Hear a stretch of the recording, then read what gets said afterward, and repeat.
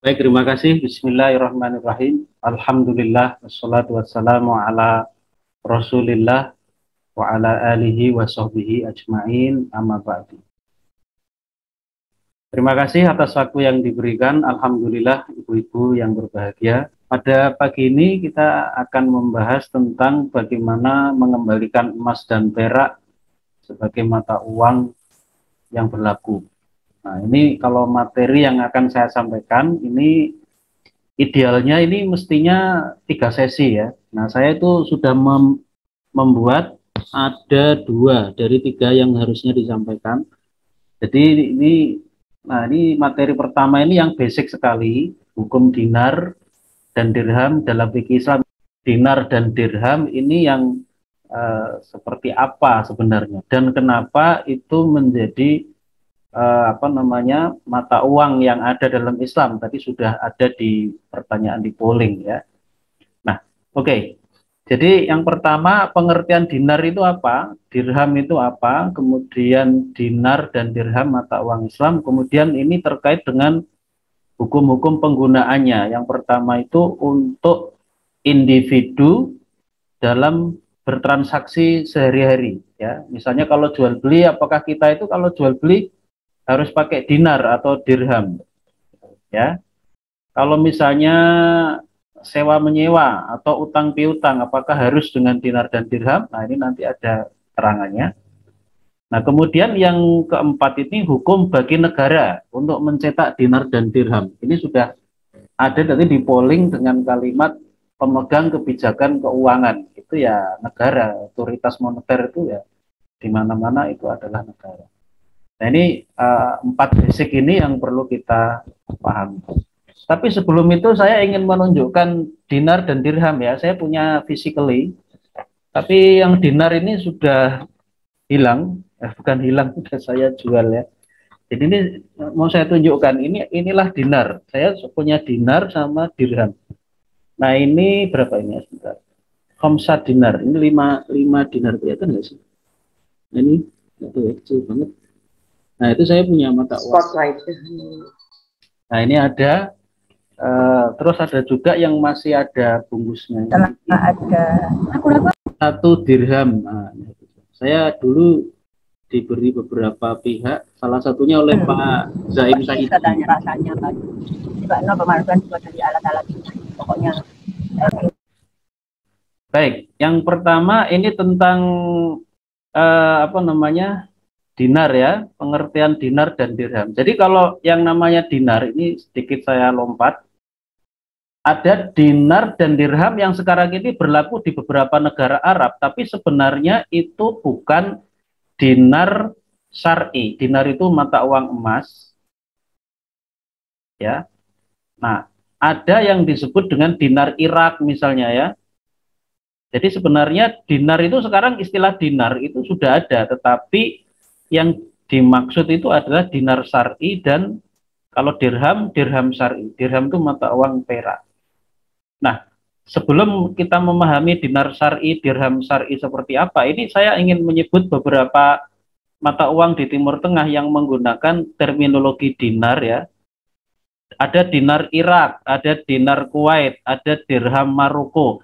Tetapi itu yang penting dipahami, itu bukan uang emas atau uang perak, tetapi itu adalah fiat money, ya, uang kertas, yaitu uang yang tidak di backup oleh cadangan emas ataupun perak di bank sentral. Nah, ini yang perlu kita perjelas ya. Nah, kita lihat sebagai contoh misalnya dinar Irak. Ini gambar uang dinar Irak. Jadi kalau di Irak itu ada ya mata uang dinar ini. Tapi satu dinar itu kursnya itu hanya 9.570 rupiah. Satu dinar ini tidak mungkin dinar syar'i. Karena dinar syar'i itu satu dinar itu kalau betul-betul satu dinar syar'i, satu dinar itu 4,25 gram emas, itu konversinya ke emas ya, Satu dinar syar'i itu 4,25 gram emas. Itu kalau dirupiahkan itu kira-kira 4 juta rupiah, kurang dikit lah ya. Karena 1 gram sekarang mungkin sekitar 920-an ribu. Jadi ini tidak mungkin satu dinar Irak ini kalau kursnya rupiah hanya 9.500-an, ini berarti tidak mungkin dia itu adalah dinar syar'i. Begitu juga dinar Kuwait. Ini ya dipakai di Kuwait ada mata uang dengan denominasi atau apa namanya satuannya itu dinar.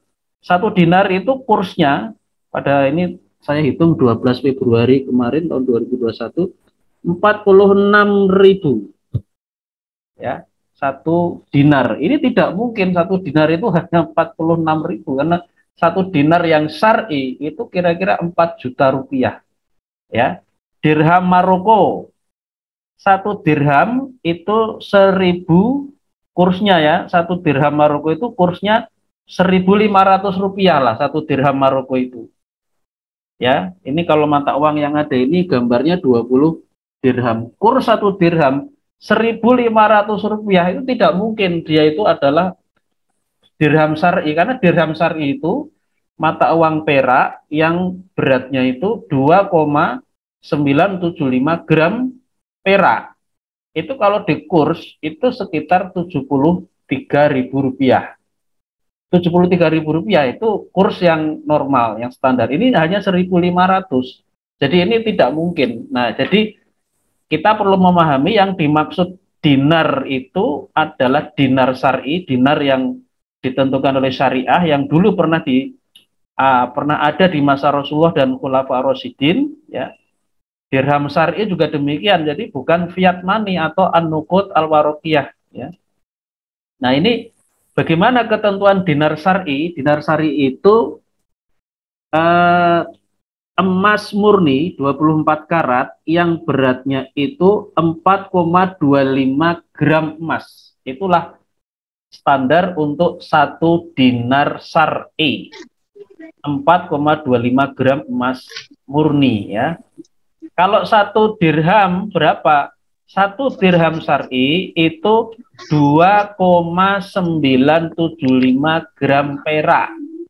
Itulah satu dirham syar'i. Dirham itu mata uang perak. Nah, tadi yang saya tunjukkan kepada ibu-ibu, ini dirham yang saya punya. Ini dirham. Saya sebenarnya punya yang dinar dulu ya. Dulu dinar berupa emas ya, satu dinar. Tapi itu kemudian suatu saat saya perlu uang, saya jual. Ya sebenarnya ada dulu. Jadi ini saya memperolehnya itu dari Pak Zaim Saidi, itu karena satu saat saya memberikan presentasi di seminar. Nah, pematerinya saya kayaknya dengan beliau di satu forum, terus ada hadiah gitu ya. Nah, itu dari beliau itu ternyata hadiahnya itu dinar dan dirham ya. Oke, ini ukuran dinar dan dirham syar'i itu seperti ini. Nah, sekarang ini apakah dijual? Kalau kita tanya kayak gitu, jawabannya dijual. Ini ada di Tokopedia. Jadi kalau di Tokopedia itu dijual satu dinar syar'i itu dengan kurs rupiah. Nah, ini yang standar ya. Ini 4 jutaan lah gitu, sekitar 4 jutaan. Ya. Jadi ini beratnya di Tokopedia 4,25 gram emas. Ini dulu tanggal 12 Februari tahun 2021. Ini ada dijual. Itu satu dinar syar'i ya. Nah, berikutnya dinar dan dirham adalah mata uang Islam. Jadi begini, dulu di masa Nabi itu tidak mencetak uang sendiri. Bahkan sampai Khulafaur Rasyidin itu tidak mencetak mata uang sendiri. Pencetakan mata uang itu dulu baru dilakukan kalau dalam sejarah itu mulai khalifah yang namanya, sebentar saya tulis nggak di sini ya, enggak ada, oleh Khalifah Abdul Malik bin Marwan. Jadi itu kira-kira 70 tahun 74 atau 75 Hijriah ya. Jadi kalau pada masa-masa awal, bentar kita kembali ke sini, Rasulullah itu walaupun tidak mencetak sendiri, tetapi beliau itu mentakrir, memberikan pengakuan bahwa mata uang yang yang pada saat itu beredar di tengah-tengah masyarakat itu diberi pengakuan syariat, ya, itu yang disebut dengan takrir atau ikror, ya. Jadi walaupun tidak mencetak sendiri pada waktu itu, tetapi Nabi memberikan takrir namanya atau ikror. Jadi kalau hadis Nabi itu kan ada tiga ya. Pertama itu ada hadis yang berupa kauli, hadis berupa ucapan Nabi seperti innamal a'malu binniyat. Ada hadis fi'li, hadis berupa perbuatan Nabi, misalnya bagaimana Nabi sholat, bagaimana Nabi tawaf ya, melaksanakan manasik haji, itu namanya hadis fi'li. Nah, ada yang ketiga namanya hadis takriri, hadis yang berupa pengakuan Nabi terhadap sesuatu, maka ketika diakui dia menjadi absah secara syariat. Nah, yang salah satu yang diakui oleh Nabi itu adalah beredarnya mata uang dari negara-negara lain. Pada waktu itu dari Romawi beredar dinar, dari Persia beredar dirham. Jadi negara-negara besar pada waktu itu Romawi menggunakan dinar, yaitu uang emas. Persia menggunakan dirham atau uang perak. Nah, ini kedua-duanya ini beredar baik di Mekah pada waktu Nabi masih di Mekah, termasuk kemudian di Madinah ini juga melanjutkan dinar dan dirham yang ada sebelumnya. Ya. Nah, oke, jadi ada pengakuan ini. Nah, lalu kemudian setelah Nabi itu memberikan pengakuan, ternyata tidak hanya hubungan antara Islam dengan mata uang itu berbentuk pengakuan Nabi bahwa dinar atau dirham itu boleh digunakan dalam jual beli misalnya. Tidak hanya itu, tetapi juga ternyata ada beberapa hukum yang itu dikaitkan secara langsung dengan dinar dan dirham. Ya, kalau jual beli misalnya ada satu riwayat gini, ada satu riwayat hadis bahwa Nabi itu pernah mengutus salah seorang sahabat untuk membelikan kambing bagi Nabi dengan Nabi memberi uang dia itu 1 dinar untuk membeli 1 kambing. Ya, nama sahabat yang diutus itu Utsman Al-Bariki. Maaf. Ya, nanti kalau lupa saya sampaikan. Jadi ada salah seorang sahabat yang diutus oleh Nabi diberi uang 1 dinar untuk belanja 1 ekor kambing. Ini hadis sahih ya. Urwah, ingat, jadi Urwah Al-Bariki namanya. Urwah Al-Bariki pakai qaf. Pergilah Urwah Al-Bariki ini ke pasar membawa uang 1 dinar yang dibeli Nabi karena amanah dari Nabi, belikan 1 ekor kambing. Ya. Nah, ternyata Urwah Al-Bariki ini karena dia pandai tawar-menawar, dia bisa membeli 2 ekor kambing pada waktu itu. Ya, 2 ekor kambing. Berarti 1 ekornya 1/2 dinar, 1 ekornya lagi.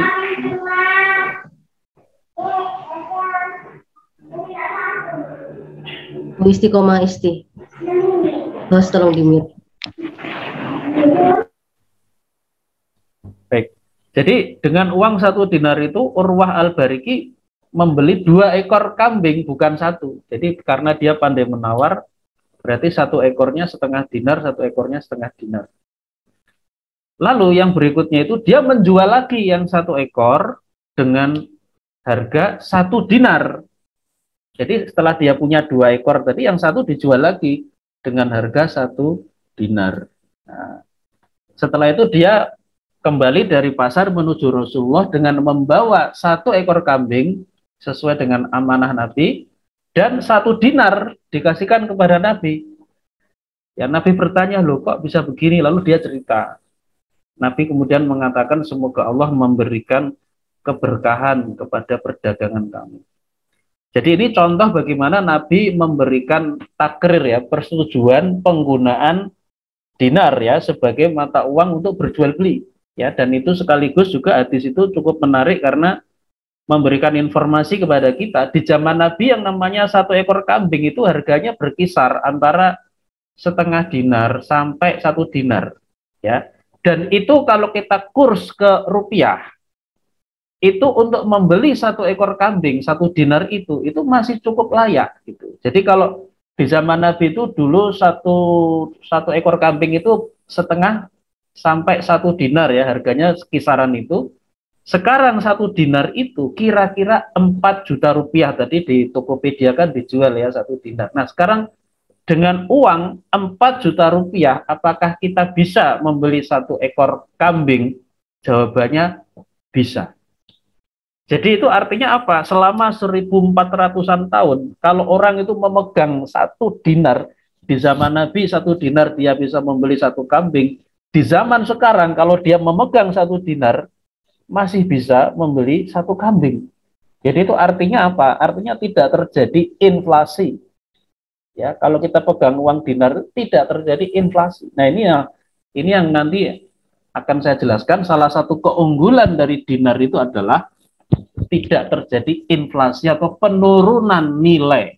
Jadi nilainya tetap 1 dinar di zaman Nabi bisa membeli 1 kambing, sekarang pun juga bisa. Kalau kita pegang 1 dinar, beli 1 kambing itu bisa. Ini bedanya dengan uang kertas atau fiat money yang sekarang ada, uang yang tidak didukung cadangan emas atau perak ya di bank sentral. Wah, itu beberapa tahun saja nilainya sudah berkurang ya, apalagi lebih lama lagi ya semakin berkurang nilainya.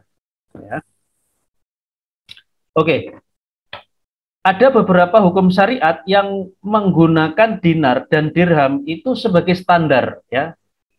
Contoh misalnya ada larangan kanzul mal yang itu langsung dikaitkan dengan uang emas dan perak yang tadi dibacakan oleh Qori'ah di awal kajian kita. Yang membaca tadi membaca surat At-Taubah ayat 34-35. Itu ada larangan menimbun emas dan perak. Itu maksudnya menimbun uang pada saat itu ya. Walladzina yaknizuna dzahaba wal fiddata wala yunfiqunaha fi sabilillahi fabasyirhum bi'adzabin alim ya. Orang-orang yang menimbun atau menyimpan emas dan perak dan tidak menginfakannya di jalan Allah, maka berikanlah kabar gembira kepada mereka bahwa mereka akan mendapatkan siksaan yang pedih. Nah itu ada larangan nih, larangan menimbun emas dan perak, itu maksudnya dinar dan dirham. Tapi ini akhirnya tidak hanya dinar dan dirham, tapi karena ayat Quran itu menyebut secara umum ya, ini berarti mencakup emas dan perak dalam segala bentuknya gitu ya, baik itu dinar dan dirham yang kita simpan atau perhiasan emas atau perak ya, termasuk juga uang kertas karena sama fungsinya sebagai alat tukar. Nah, kemudian ada juga hukum-hukum syariat yang di samping ini itu ada hukum yang lain.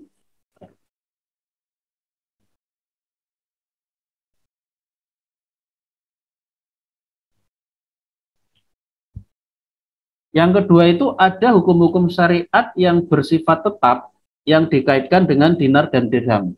Ya, misalnya nomor 1 itu tentang zakat. Jadi kalau zakat itu untuk zakat pada dinar dan dirham sebagai mata uang itu ada nisabnya, dan nisabnya itu tetap ya. Nisab emas 20 dinar, nisab dirham 200 dirham. Ini berlaku untuk apa, Ustadz? Untuk orang yang punya emas, baik perhiasan maupun uang dinar. Ya, kalau dirham ya berlaku untuk orang yang punya dirham atau perak, dan juga berlaku untuk uang kertas karena sama fungsinya. Walaupun uang kertas sekarang tidak di backup oleh emas atau perak secara physically di bank sentral, tapi karena ada kesamaan fungsi sebagai alat tukar atau alat bayar, hukumnya sama. Berarti terkena kewajiban zakat. Ya. Nah, 20 dinar itu, nisab emas itu kalau dikonversi, itu berarti 20 dinar, 1 dinar itu 4,25 ya, gram emas, sama dengan 85 gram emas. Emas murni 24 karat atau 99,9%. Jadi kalau ibu-ibu ini ada yang punya perhiasan emas, kalau perhiasan emas itu mencapai 85 gram emas, emas murni, atau lebih, itu berarti ini sudah ada nisab namanya. Tinggal nanti menunggu satu ketentuan lagi yang namanya haul, yaitu dimiliki sudah setahun. Nah itu nanti bayar zakat 2,5% dari nilai emas yang dimiliki. Gitu.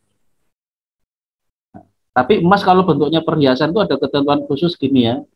Itu baru dizakati kalau disimpan. Jadi kalau kita punya kalung atau gelang emas, disimpan itu kena zakat. Kalau dipakai gimana Ustaz? Enggak kena. Jadi kalau ibu-ibu ingin bebas dari zakat, itu perhiasannya dipakai. Ya. Kalau perhiasannya banyak Ustaz gimana? Ya pakai aja. Saya pernah ngisi pengajian ibu-ibu itu, Ustadz saya tanya sambil tangannya gini. Saya tanya apa di sini tuh, wah gelang itu 10 atau 15 itu ya, dulu itu pernah di Surabaya itu isi pengajian. Nomor 2, Islam mewajibkan diat atau semacam itu ya, sanksi finansial untuk kasus pembunuhan itu besarnya 1.000 dinar, atau kalau pakai dirham 12.000 dirham. 1.000 dinar itu 4,4 kilogram emas murni. Kalau di kurs ke rupiah itu kira-kira 4 miliar lebih dikit. Jadi kalau orang melakukan pembunuhan, keluarga korban tidak menuntut kisos misalnya, tapi menuntut diat, itu siapkan uang kira-kira 4 miliar. Nah itu ukurannya tapi mengacu kepada dinar ya, 1.000 dinar. Nah kemudian yang ketiga, dalam hukum potong tangan itu ada nisab untuk harta yang dicuri, itu 1/4 dinar. Jadi menggunakan standar dinar. Ya, 1/4 dinar itu 1/4 dikalikan 4,25 gram emas tadi. Itu kesimpulannya atau hasilnya 1,0625 gram emas. Tapi ulama biasanya membulatkan 1 gram. Jadi kalau orang mencuri suatu barang, nanti dilihat itu harganya itu sama atau kurang atau lebih dari 1 gram emas. Misalnya dia mencuri HP berapa? Kalau HP yang jadul mungkin 500.000, 600.000 berarti belum kena, karena 1 gram emas itu sekitar 920.000. Tapi kalau orang itu mencuri HP yang smartphone, ya itu berarti sudah kena, karena sudah rata-rata sudah lebih dari 900.000. Kemudian ada hukum yang keempat, yaitu hukum terkait dengan sorof atau pertukaran mata uang. Itu juga ada hukum-hukum yang berbasis emas dan perak. Ya, jadi kesimpulannya apa? Kesimpulannya semua hukum-hukum syariat itu, ada hukum-hukum syariat yang itu standarnya itu langsung dikaitkan dengan dinar, dikaitkan dengan dirham. Itu menunjukkan apa? Itu menunjukkan prinsip anan naqda fil islami huwa dinaru wa dirhamu. Jadi mata uang dalam Islam itu adalah dinar dan dirham. Yaitu penegasan Syekh Abdul Qadir Zalum dalam kitab beliau Al-Amwal fi Daulatil Khilafah. Jadi tadi sudah ditanyakan apakah Islam itu punya mata uang sendiri yang khas sebagai bagian dari ajaran Islam. Jawabannya iya, memang ada, yaitu yang namanya dinar dan dirham. Mengapa dinar dan dirham itu disebut mata uang yang ada di dalam ajaran Islam? Karena tadi ada hukum-hukum syariat, walaupun tidak semua ya, ada hukum-hukum syariat yang dikaitkan secara langsung dengan dinar dan dirham. Ya, nah itu. Tetapi apakah itu berarti Islam tidak membolehkan menggunakan mata uang lain selain dinar dan dirham dalam berbagai pertukaran seperti jual beli dan akad ijaroh? Apakah itu juga berarti Islam tidak membolehkan negara menetapkan mata uang selain dinar dan dirham? Nah ini yang akan kita bahas. Jadi ini yang pokok bahasan ketiga, ini hukum bagi individu bertransaksi dengan dinar dan dirham. Jadi di sini ada keterangan dari salah seorang ulama, Imam Taqiyuddin An-Nabhani, mengatakan ketika Islam menetapkan hukum jual beli dan ijaroh, yaitu akad jasa atau sewa, itu Islam tidak mewajibkan alat tukarnya itu uang yang tertentu. Ya, tidak. ya tidak termasuk rukun atau syarat jual beli. Kan kalau kita belajar fikih muamalah ya, ada rukun dan syarat. Apakah disyaratkan uang yang digunakan untuk membeli sesuatu atau menyewa sesuatu, misalnya sewa rumah, apakah disyaratkan sewanya itu dibayar dengan dinar atau dirham? Jawabannya tidak. Gitu. Yang disyaratkan itu yang penting saling ridho di antara para pihak yang bermuamalah.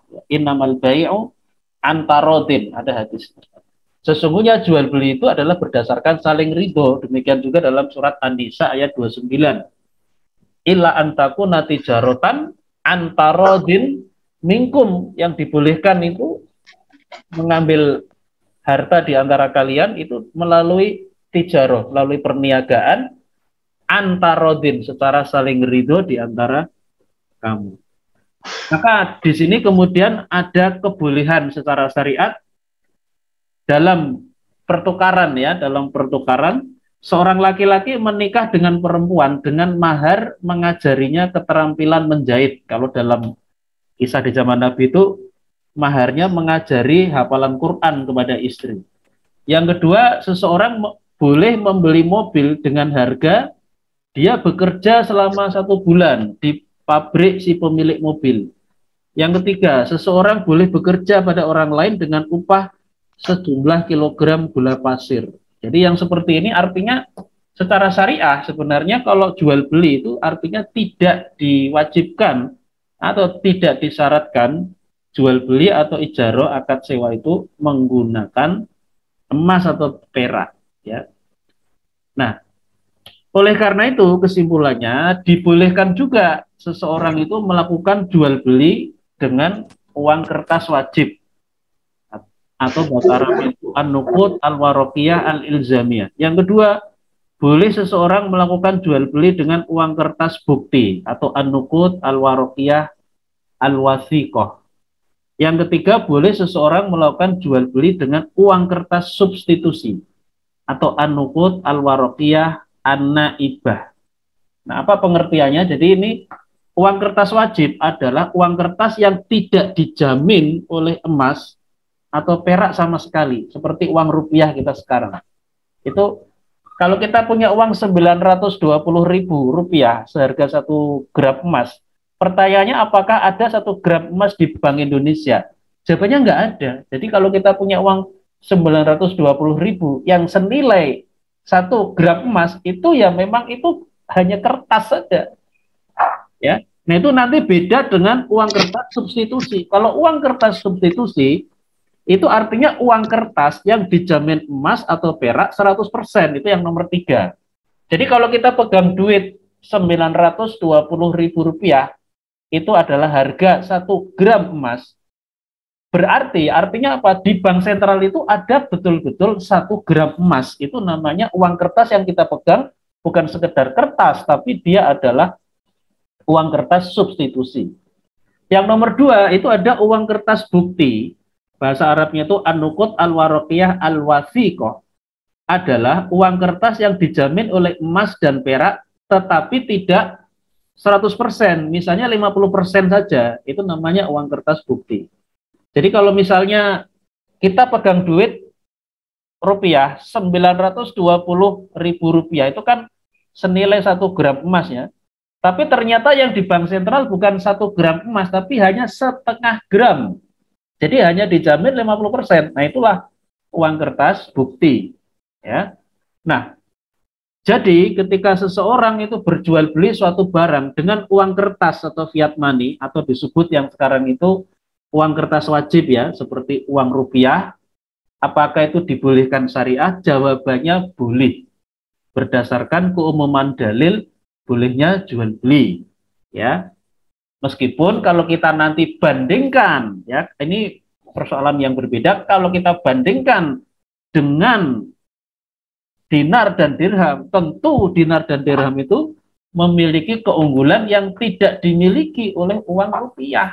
Yaitu diantaranya tadi inflasinya itu tidak ada atau relatif sangat kecil sekali sehingga penurunan nilai itu tidak akan terjadi. Sehingga kalau digunakan untuk jual beli atau misalnya utang piutang atau sewa menyewa ya atau pinjam ya qard ya pinjam utang itu akan lebih baik menggunakan dinar dan dirham walaupun tidak wajib ya misalnya jual beli atau sewa menyewa dan sebagainya itu lebih baik menggunakan dinar atau dirham. Saya kasih contoh misalnya kalau kita pinjam uang ke teman ya pinjam uang ke teman misalnya 920.000 rupiah yang itu senilai dengan 1 gram emas ya itu aku pinjam 920.000. Oke. Kalau itu nanti 10 tahun lagi apakah 920.000 itu masih senilai dengan 1 gram emas? Itu kita tidak yakin. Bisa jadi 920.000 itu akhirnya 10 tahun yang akan datang bisa jadi kalau dibawa ke tukang emas hanya mendapatkan 0,5 gram emas bisa jadi. Tapi kalau kita pinjam ke teman, pinjam utang ya, aku pinjam 1 gram emas kepada kamu, nanti saya kembalikan 10 tahun lagi. 10 tahun lagi dikembalikan, pinjaman, qard namanya. Nah, ini lebih adil. Kenapa? Karena kalau 10 tahun itu nilainya berkurang kalau pakai rupiah. Sehingga nanti orang yang memberi pinjaman itu akan dirugikan karena nilainya turun. Sementara kalau kita pinjaman atau qard ya, apalagi yang jangka panjang itu lebih baik itu kita menggunakan emas ya. Oke. Kemudian yang keempat ini bagaimana kalau negara mencetak uang dinar dan dirham ya, ini otoritas moneter. Ini bagaimana hukumnya kalau terkait dengan otoritas moneter. Nah, ini kalau tadi yang saya bicarakan itu hukum untuk individu ya. Nah, ini yang otoritas moneter.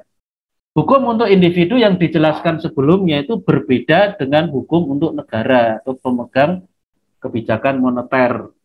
Nah, hukum untuk negara yang berkaitan dengan pencetakan mata uang ini ada beberapa hukum ya. Pertama, hukum asal mencetak mata uang bagi negara nih, ini hukum untuk negara. Hukum asal mencetak mata uang itu adalah mubah. Mubah itu artinya boleh, artinya tidak wajib. Jadi negara boleh mencetak dan boleh juga tidak mencetak mata uang. Kenapa? Karena dulu Rasulullah SAW juga tidak mencetak uang. Tadi sudah saya jelaskan di awal. Di zaman Rasulullah dan Khulafaur Rasyidin pada waktu itu tidak mencetak beliau itu. Beliau memberikan takrir ya, pengakuan dinar dan dirham yang beredar di masyarakat diakui absah secara syariah. Dinar dari Romawi, dirham dari Persia diakui. Tapi Nabi sendiri tidak mencetak. Nah, jadi ini menjadi suatu dalil tidak wajib kan. Kalau andai kata wajib kan pasti Nabi mencetak gitu. Atau Khulafaur Rasyidin mencetak, tapi ternyata tidak. Mulai dari Rasulullah, Abu Bakar, Umar, Utsman, Ali itu tidak mencetak mata uang, tapi menggunakan dinar dan dirham karena diakui berdasarkan takrir dari Rasulullah Shallallahu Alaihi Wasallam. Yang kedua, hukum asal mencetak mata uang itu yang asalnya mubah itu menjadi wajib jika dimaksudkan melaksanakan yang wajib, seperti menjaga perekonomian negara atau melindungi diri dari musuh, misalnya dalam perang dagang. Ya, sesuai dengan kaidah fikih, mala yatimul wajibu illa bihi fahuwa wajib. Jika suatu kewajiban tidak terlaksana kecuali dengan sesuatu, maka sesuatu itu menjadi wajib pula hukumnya. Jadi hukum asalnya boleh, negara itu tidak wajib. Tapi kalau tidak dicetak, kalau tidak mencetak mata uang, gawat ini. Ya, kalau tidak mencetak mata uang ini, kita ini bisa menjadi bahan permainan ya. Begitu kurs itu digoncang dengan isu sedikit saja, ya ini bisa mengalami penurunan ya nilai tukar. Nah, ini bisa berbahaya kan. Nah, ini kalau terkait dengan sesuatu yang wajib ya hukum asal mencetak mata uang itu berubah hukum dari yang semula mubah atau boleh menjadi wajib. Ini hukum yang kedua. Yang ketiga, Jika negara itu mencetak uang, maka uang yang dicetak itu tidak boleh terikat dengan mata uang asing manapun. Contohnya dulu mungkin tahun 50-an 60-an ini ya di sejarah. Dulu ketika Irak mencetak mata uang sendiri tapi terikat dengan mata uang pound sterling Inggris, pada waktu itu perekonomian Irak otomatis berada di bawah kontrol Inggris. Nah, pencetakan uang secara terikat ini dengan uang asing tertentu ya distandarkan atau terikat dengan uang asing tertentu ini tidak dibolehkan ya, sesuai dengan kaidah fikih al-wasilah ilal harami haramun, segala perantaraan kepada yang haram hukumnya haram ya. Jadi ini hukum yang ketiga terkait kalau negara ini memilih mencetak uang ini harus mandiri, tidak boleh distandarisasikan atau tidak boleh terikat dengan mata uang asing. Ya. Yang keempat, jika negara mencetak uang, maka uang yang dicetak itu wajib berupa dinar dan dirham syar'i, tidak boleh yang lain. Namun, negara boleh mencetak mata uang kertas atau mata uang metal tertentu yang sifatnya substitusi yang dijamin 100%. Ya, dengan adanya cadangan emas atau perak yang setara di bank sentral atau kalau dalam Islam ya Baitul Mal. Jadi yang kita pegang kalau misalnya negara nih ya, negara memilih mencetak uang, maka tidak boleh mencetak kecuali dinar atau dirham. Nah, dinar atau dirham itu pertanyaannya apakah harus secara fisik itu bentuknya seperti yang tadi saya tunjukkan? Apakah itu tidak boleh disubstitusi dengan uang yang fisiknya kertas? Jawabannya boleh, asalkan yang dipilih itu adalah uang kertas substitusi. Jadi uang kertas tapi ada jaminan 100% emasnya atau 100% peraknya di bank sentral. Nah, itu dibolehkan. Yang kelima, ini terkait dengan hukum untuk pemegang kebijakan moneter. Negara membolehkan mata uang lain selain dinar dan dirham selama keberadaan mata uang asing itu tidak membahayakan perekonomian negara.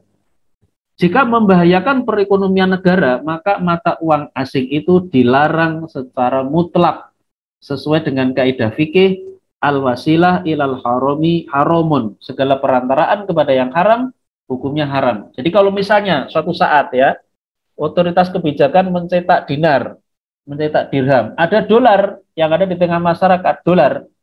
Kalau misalnya ini tidak membahayakan perekonomian negara, dolar, ya ini tidak masalah. Tapi kalau membahayakan, misalnya ketika terjadi krisis atau apa, ternyata nilai dolar dengan dinar atau dirham ini menimbulkan kurs yang tidak wajar misalnya ya. Nah, misalnya kemudian dolar menjadi langka seperti di zaman Pak Harto dulu, langka akhirnya terjadi penurunan nilai uang rupiah ya. Dulu kan pernah terjadi di zaman Soeharto itu kan kurs asli, kurs dasar antara rupiah dengan dolar kan waktu itu sekitar 2000-an lah, 2000 rupiah sebelum krisis 98. 1 dolar itu 2 rupiah. Tapi begitu ada krisis, 1 dolar itu bisa 15.000 rupiah. Nah ini membuat sulit kehidupan kita, khususnya yang terlibat ekspor atau impor ya. Dan ini ketika ekspor impor ini terlibat, itu akhirnya banyak barang-barang yang dijual kepada kita, walaupun itu barang dalam negeri, bahannya itu kan kadang dari luar, beli kan gitu. Seperti tempe, kita setiap hari makan tempe, ternyata kedelainya itu impor. Begitu impor, lalu kita bayarnya pakai dolar, wah itu sangat berat sekali. Kenapa? Karena biasanya 1 dolar 2.000 rupiah, akhirnya 1 dolar kita harus menyediakan uang bukan 2.000 lagi, tapi 15.000 rupiah. Beli kedelai, padahal kedelai itu untuk membuat tempe, tempe kita makan sehari-hari, itu jadi mahal banget. Nah kalau yang seperti ini, ketika ada dinar, dirham, ada dolar dalam kondisi tertentu ini bisa menyulitkan orang untuk mengkonsumsi tempe misalnya karena kedelainya masih impor dari luar negeri dan dibayar pakai dolar gitu misalkan. Nah ini berarti nggak boleh ada keberadaan dolar di masyarakat ya, karena menjadi wasilah kepada yang haram yaitu kemudorotan. Kemudian berikutnya, jika yang membahayakan perekonomian itu hanya mata uang asing tertentu, maka mata uang asing tertentu itu saja yang dilarang, sedangkan mata uang asing lainnya tidak dilarang. Sesuai dengan kaidah fikih, kullu fardin min afrodil amril mubahi idza kana doron au muaddiyan ila dororin hurrima dzalikal fardu wa dhallal amru mubahan. Ya, jika satu kasus dari kasus-kasus perkara yang mubah itu berbahaya atau mengantarkan pada terjadinya bahaya, maka kasus itu saja yang diharamkan, tetapi perkara pokoknya tetap mubah. Misalkan suatu saat dinar dan dirham sudah dicetak oleh negara, ada mata uang asing yang macam-macam yang beredar juga di masyarakat. Ada dolar Amerika, mungkin ada euro, mungkin ada mata uang yen misalnya. Tapi yang berbahaya itu hanya dolar. Ya, kalau yang lain, mata uang asing yang lainnya tidak berbahaya. Maka kalau tidak berbahaya ya tidak dilarang. Yang dilarang hanya dolar. Misalnya ketika dolar itu mengakibatkan bahaya ekonomi. Misalnya ketika ada orang impor minta dibayar dolar. Padahal dolar itu kursnya lagi sangat kuat ya, sehingga ini kita berat sekali. Nah, kalau yang seperti itu ya berarti dolar dilarang, tapi yang lain-lain seperti euro atau yang lainnya tidak dilarang. Baik, jadi ini saya kira yang basic dulu. Nah, barangkali itu waktunya kayaknya sudah sekitar 30 menit ya. Nah, mungkin untuk sementara ini saya cukupkan dulu. Nah, nanti saya kembalikan kepada host dulu. Oke, terima kasih. Wassalamualaikum warahmatullahi wabarakatuh.